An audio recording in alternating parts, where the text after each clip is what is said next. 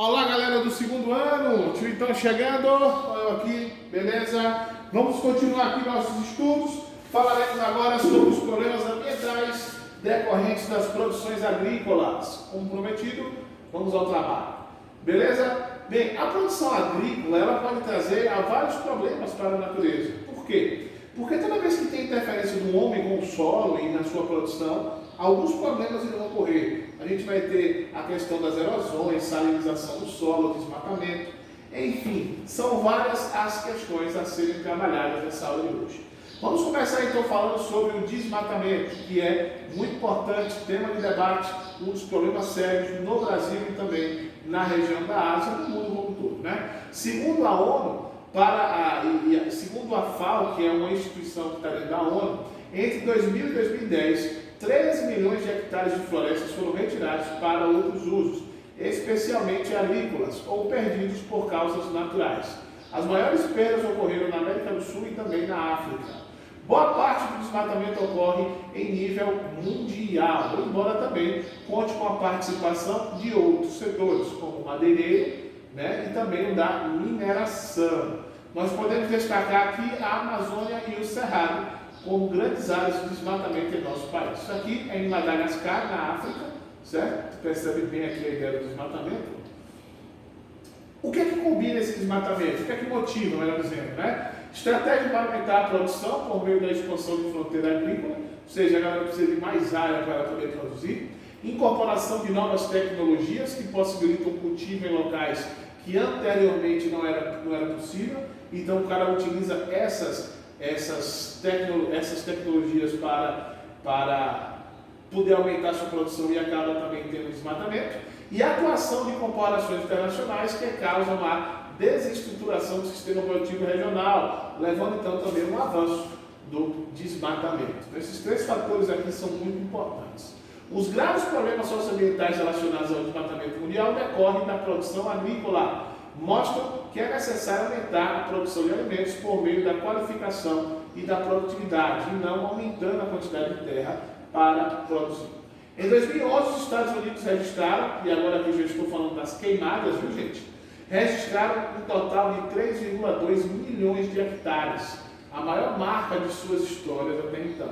Isso eu estou me referindo a queimadas. As queimadas elas podem ser naturais ou antrópicas. As naturais, por exemplo, aqui no nosso cerrado nós temos a queimada natural, que é importante para a renovação da vegetação e até mesmo nascer plantinhas, porque tem algumas sementes que só conseguem vir a germinar se por acaso sofrer uma alta temperatura.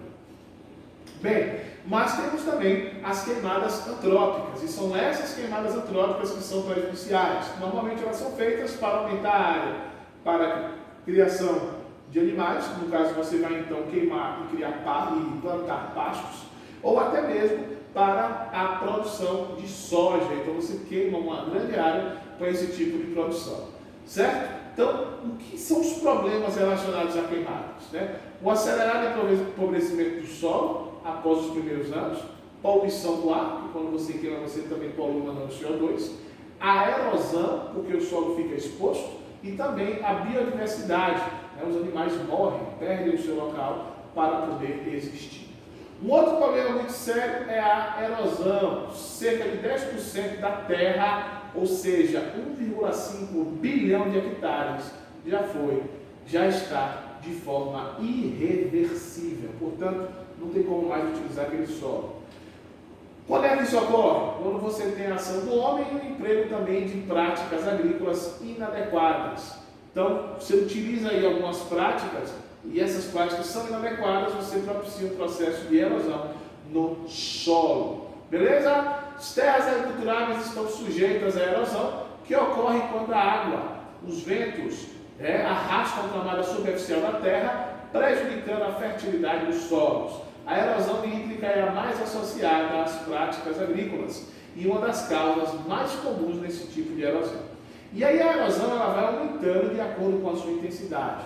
No primeiro momento você tem lá a erosão, depois ela pode criar em forma de sulco, que são cortes superficiais do terreno, ou seja, bem pequenininho aí, água de chuva, as ravinas, né, quando esses sulcos começam a se tornar mais profundos, E as vossorocas, que são buracos muito grandes, e aí, meu amigo, você pode ter aí problemas muito sérios. Só para vocês entenderem o que é uma vossoroca, basta vocês olharem essa imagem aqui, ó. Isso aqui é no território brasileiro, isso aqui é em Minas Gerais. Esse solo aqui, ele não pode ser mais utilizado, ele está destruído. É erosão de ordem antrópica em um alto grau chamado de vossoroca. São buracos muito grandes no solo. Beleza? A gente pode ter também aí um processo chamado de arenização. Eu queria então falar sobre a arenização, que é diferente de desertificação, certo? Arenização, salinização e desertificação. São duas coisas aí, a gente confunde o solo se tornar árido com o solo se tornar deserto. Por quê? Eu vou explicar para vocês. Porque no lugar de arenização, o solo está se tornando árido, não é porque não chova, né? O solo ele é deserto quando não chove. Mas se eu estou num lugar que cai chuva e não nasce nada, esse solo ele não virou um deserto, ele ficou arenoso. Por quê? Porque eu tenho chuva, mas mesmo com a chuva eu não tenho uma formação de plantas. Normalmente isso é uma ação antrópica, então o homem desmata, tira-se a vegetação, não tem como ela se reconstituir, esse lugar ficou arenoso. Para ser mais específico, eu vou comparar duas regiões do Brasil. Na Caatinga, se eu desmato, eu crio uma área de deserto. Por quê? Porque na Caatinga chove muito pouco. Já na região sul do país, com o pisoteio do gado, eu tenho um processo de arenização. Por que arenização, então? Porque continua tendo chuvas, mas como o gado compactou o solo, como o homem destruiu a vegetação nativa, esse solo não nasce mais nada, então se torna um solo arenoso. Beleza? Muito fácil entender isso. O outro processo aqui é a salinização. A salinização, ela se dá muito por causa do processo de irrigação. Ou quando você tira a água do lençol freático, ou até mesmo quando você faz a agricultura de rios. Toda a água do rio, do lençol freático, contém sais minerais. Esse acúmulo de sais minerais ao decorrer dos anos gera então a salinização do solo, torna o solo mais salino, inadequado, ruim para a agricultura e também impede que nasça a vegetação nativa. Então a gente tem três processos para que isso possa ocorrer. A aproximação entre lençol freático e a superfície, você retira a água e joga na superfície, aquela água tem muitos sais. Uso inadequado e excessivo de água para irrigação, então você torna o solo mais salino, e a intrusão nos lençóis freáticos de água salgada em áreas costeiras. Salinização é uma das maiores causas de desertificação do planeta, fenômeno que atinge níveis perigosos em alguns locais, como a Ásia Central, em virtude da expansão do cultivo de algodão irrigado, e no Sahel, também na região do Sahel africano. Beleza? Sahel é a palavra árabe que significa borda, né? Orla do deserto. Então, você tem aí todo um problema aí sério. Na década de 60 e 70, sucessivos períodos de secas produziram expressivas crises de fome, amenizadas apenas com a ajuda da ONU. Segundo a Convenção das Nações Unidas de Combate à Desertificação, o NCCD, claro que está em inglês, cerca de 1,5 bilhão de pessoas vivem em áreas sujeitas a deserto, onde se concentra 60% da pobreza do mundo. Então, nas áreas mais pobres, também são as áreas mais secas do planeta. Está aqui a região do Sahel, certo? Isso aqui é a área do Sahel, então uma região bastante pobre, aqui é o deserto Saara, e aqui eu tenho condições de produção bastante difíceis.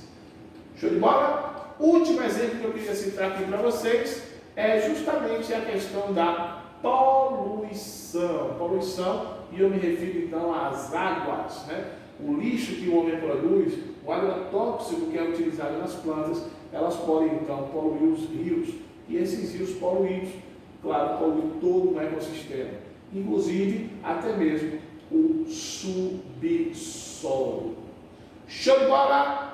Quero agradecer aqui o carinho de vocês, obrigado. No nosso próximo encontro a gente já vai tratar do nosso último assunto. Vão chegar as videoaulas ainda essa semana. Valeu, um abraço forte e até a próxima. Fui!